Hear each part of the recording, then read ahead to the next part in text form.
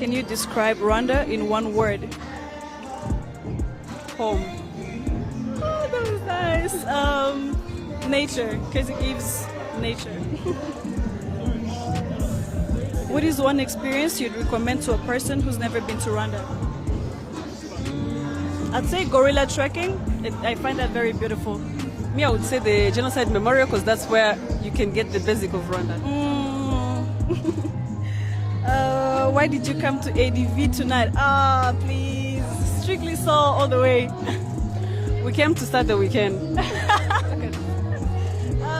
Would you go for R&B or Amapiano? R&B all the way. R&B, of course. Yep.